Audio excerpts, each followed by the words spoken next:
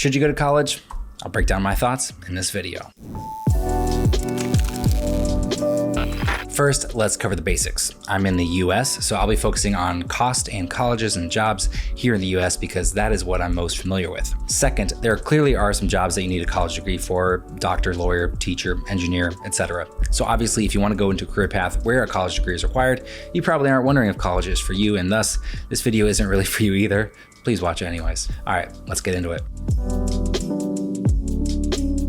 Just as college isn't right for everyone, skipping it might not be right for everyone either. So first up, let's talk about why you maybe want to go to college. In a world where it's increasingly less necessary to obtain a higher education, there are still some benefits. I myself went to college because of them and got my associate's degree. So what are the benefits? Well, I'm glad you asked. It's a little on the nose, but the foremost reason one might want to attend college is obviously to get their grubby little paws on a degree. Surprisingly, there is a major shortage of college-educated Americans as baby boomers start to retire. According to a study done by Georgetown University's Center on Education and the Workforce, an estimated 65% of job vacancies require some post-secondary education and training. As many Americans are returning to the labor force, the majority of those who are hired have college degrees. According to a Washington Post article from April of this year, of the 916,000 jobs added back to the economy this year, only 7,000 of them went to workers without college degrees. So yeah, unfortunately, if you don't have a college degree right now, the odds aren't really in your favor. A lot of job requirements will have 2 or 4 year degrees as part of their minimum requirements for the position, so foregoing college entirely can exclude you from even being considered as an applicant. So yeah, that little piece of paper can sure come in handy. Depending on your desired field, the relationships you make in college can be invaluable to you in your future endeavors. This is especially true in creative fields. Anecdotally, most of the people I know who went to school for photography or filmmaking don't have much enthusiasm for any part of their college education outside of the networking they were able to do at school. In Hollywood, in particular, many of the jobs you can get are often based on who you know, so building a growing network of peers in your field can make a hefty tuition worth it if you really want a chance to succeed. For example, Wes Anderson and Owen Wilson met at the University of Texas and then went on to make many iconic movies. If you're surrounded by people who are enthusiastic about your craft, who are willing to put in the time and energy to collaborate with you on projects, and who may be able to open doors for you down the line, you might want to consider college. Man, I love college. Hey! This was also true in my own personal experience. I met one of my best friends while we were going to school for recording arts, and we both moved out to LA to pursue careers in audio engineering together. And I don't think either of us would have pulled the trigger on the move if we were just on our own, so networking at college was sort of the impetus for that. Not to mention the many friendships you can make throughout your time in college that can enrich your personal life as well. To the study group! I don't think this one is necessarily worth the college price tag on its own, but it's still a nice little perk of going to school. I'm talking about personal growth. Up until you graduate high school, you likely stay in the same town next to the same people you've known all your life, but when you go to college, you're suddenly surrounded by new people from all over the globe. You're introduced to different perspectives and backgrounds that help shape your worldview and empathy as you become an adult. At a typical state school, you're also uniquely positioned over somewhat of a safety net, as your rent or dorm might be covered by your parents' scholarship, grants, or loans while you begin to exercise your independence. To an extent, you're shielded from real-world responsibilities and your main job is simply to learn. There may never be another time in your life where you're able to focus your time and energy this way. Obviously, this isn't the case for everyone. My wife attended an extension of Purdue University that was close enough to her parents' home, so she continued to live with them while working a full-time job and attending classes on the side in what was essentially a community college setting. That's why she's only 5'1", no growth. Actually, that proved to be a smart move for her, but more on that later. If the most obvious reason to go to college is to get a degree, then the second most obvious reason is the education itself. Before I went to school for recording arts, I was passionate about audio engineering and knew my way around recording software, kind of, but I learned way more in college. Could I have learned everything on my own? Honestly, probably not. My courses set me up with a solid foundation. I learned a lot of things that I probably would have skipped out on my own. 1, because I didn't have the patience, and 2, because you don't know what you don't know. I wouldn't have even known to study half of the things my instructors taught me if I was on my own. Now, some education may be theoretical or outdated or even unnecessary for what you want to do, but it can help round out your knowledge as a whole. In an article from Indeed.com, the Bureau for Labor Statistics estimates that those with the highest level of education earn, on average, 3 times more than those with the lowest levels of education. Yikers. But let's say you've got your high school diploma and are considering a standard 4-year bachelor's degree. For high school with no college, the average worker earns $712 per week, or about $37,000 per year. The worker with a bachelor's degree earns an average of $1,173 per week, or almost $61,000 per year. That's an extra $24,000. Hello, rich people, Troy's joining you.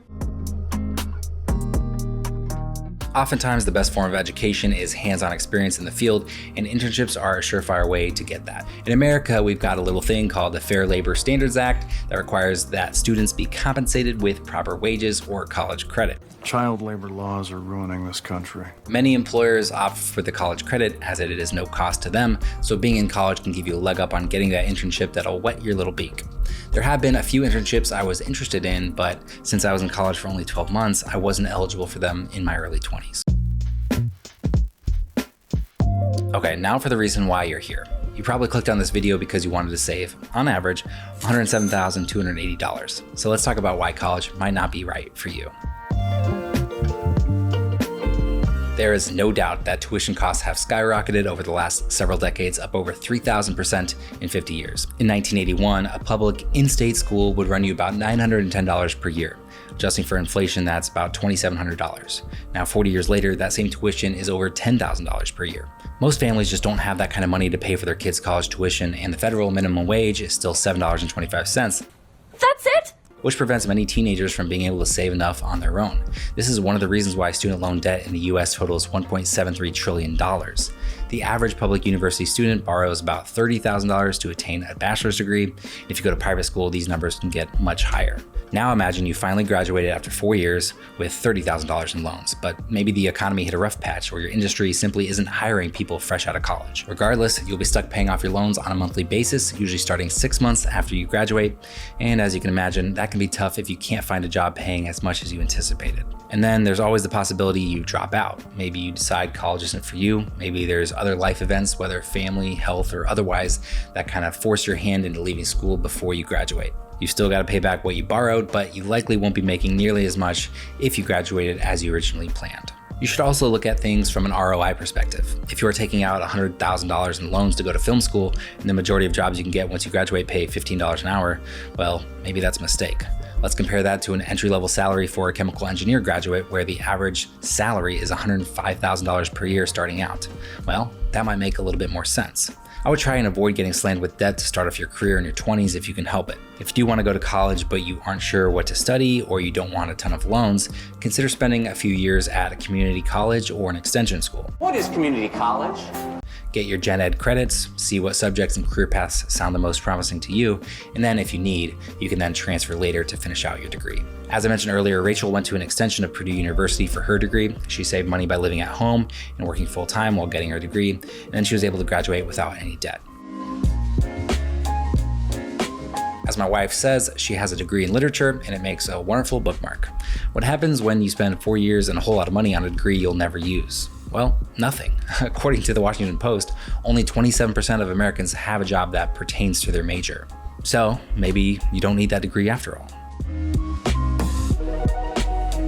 Even though I learned a lot in school, I learned way more on the job outside of school.